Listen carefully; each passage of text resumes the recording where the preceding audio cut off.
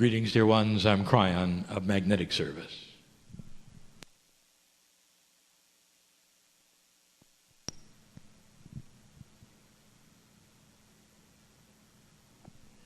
For those of you who have not heard this before, the voice is the same. The human being sits in the chair, it's the same. And if you just walked in, you'd say nothing's happening. It's any different.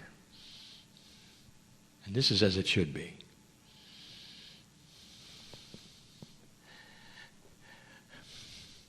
Dear ones, the human has a spiritual discernment engine.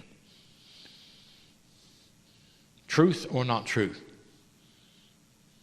Energy or no energy. Sensitive or not sensitive. Could it be what he says it is? That literally he removes himself, and through years of practice you are hearing the translation of a multidimensional message that he's gotten used to, flowing to you from the other side of the veil, which you call the creative source. Spirit, I want you to sit with this for a minute. There's going to be no proof of a three-dimensional way, no balls of fire or white light. Or is there? So now it's up to you.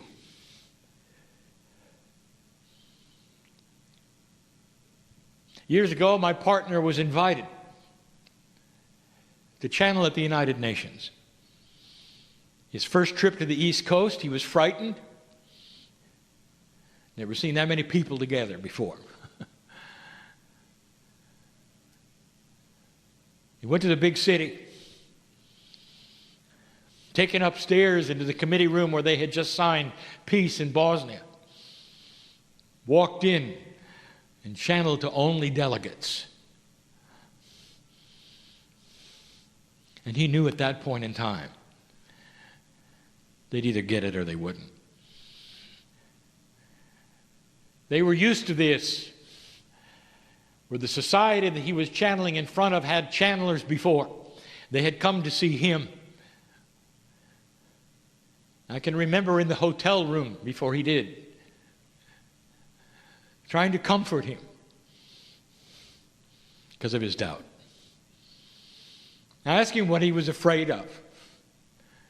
And he said, what if they don't think it's real? And I asked him, do you? And he said, I know it is. And I said, leave it alone.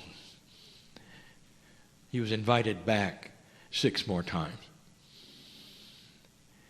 Dear ones, the discernment engine of the human in this room is the best tool you have for truth. My partner stands and gives you information,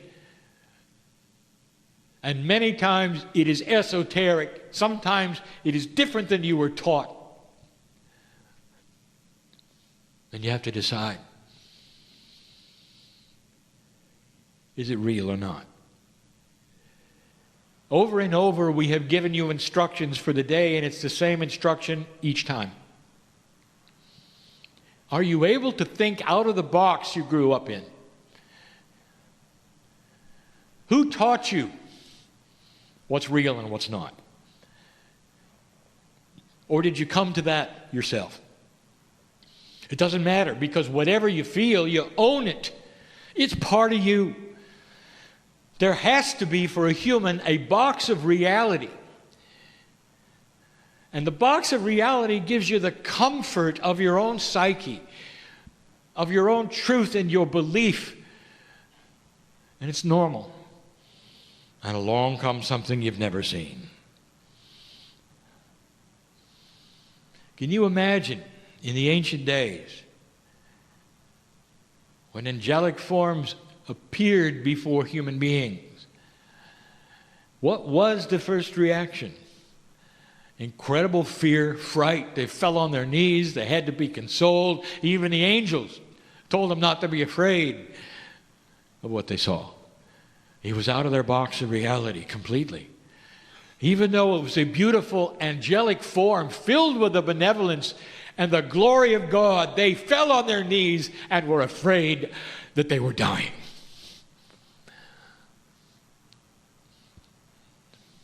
It's the same. What is your box today? What won't you believe because it's just too far afield from what you've been taught?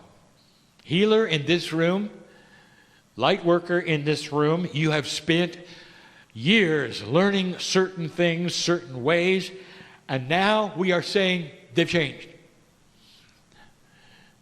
That's difficult. For now you to rearrange that which you committed to it. You cognized it.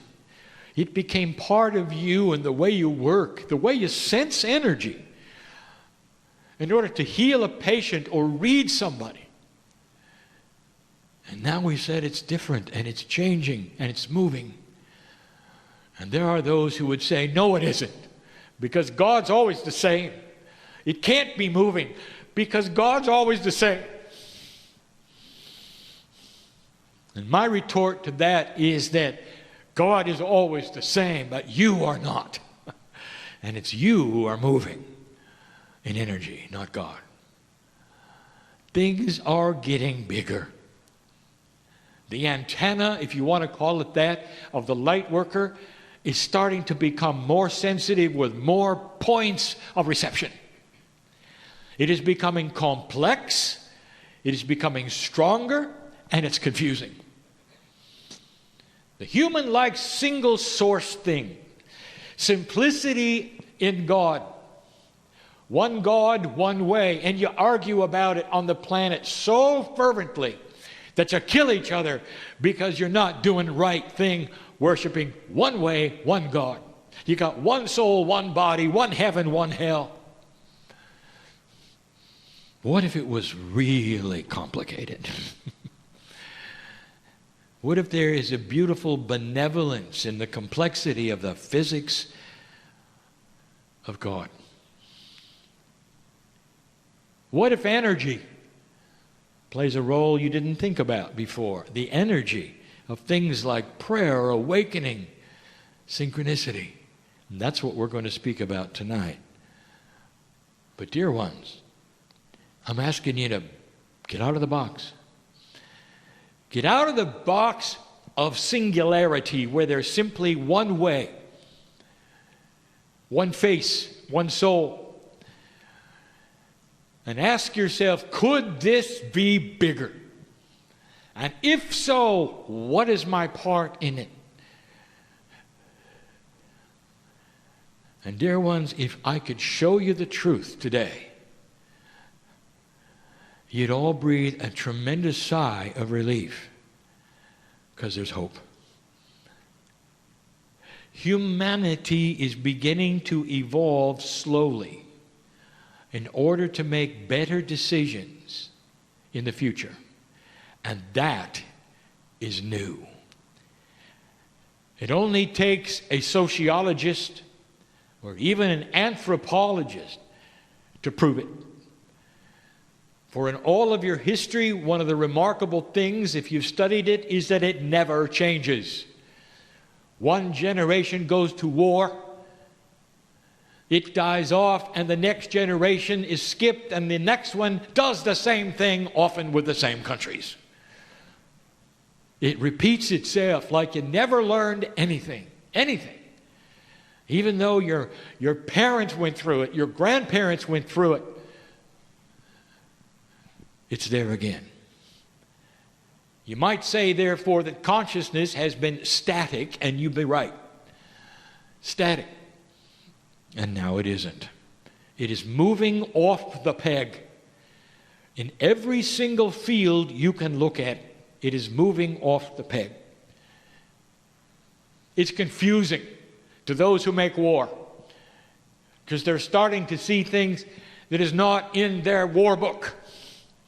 It's confusing for those in medicine, for they're starting to see things that they never learned in their medical school. It's confusing for the sociologists who are about to rewrite another phase of humanity based upon what they're seeing is happening today in consciousness. Humanity is starting to ask questions and learn. And you're not going to repeat it again. I'm going to close with this, and you've heard this before. You need to hear it yet again.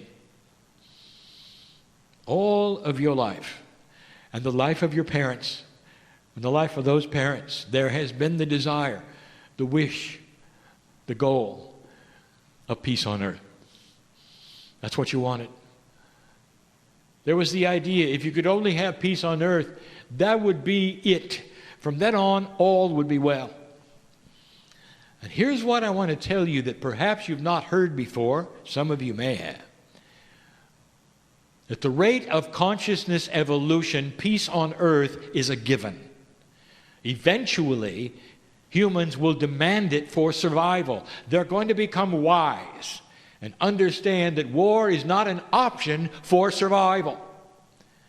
It's a given.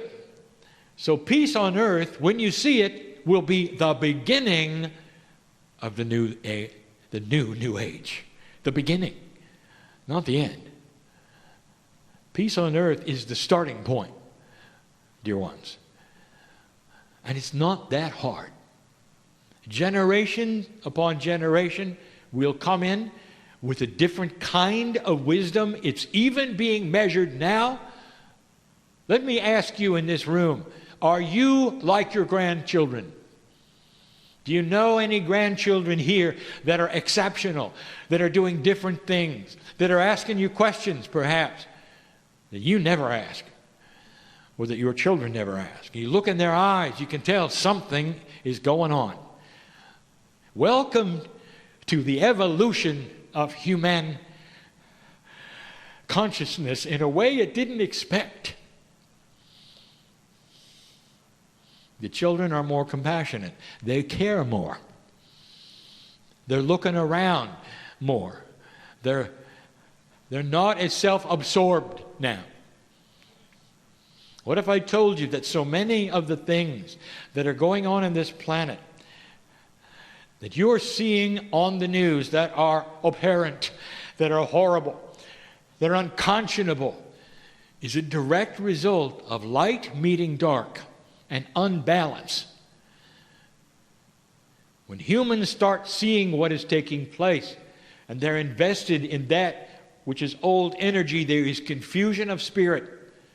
Many of them will do things, and you're seeing it now, that you never saw before. Groups of them will do things in order to keep the old energy alive, to hang on to it. Individual, groups, even governments. The light is going to win, dear ones. And the proof of it is the battle that is going on right now. Dear ones, there would be no battle. Things would be just like normal if there wasn't something going on. And that's what we want to show you. Now, open your box and look around, if you dare.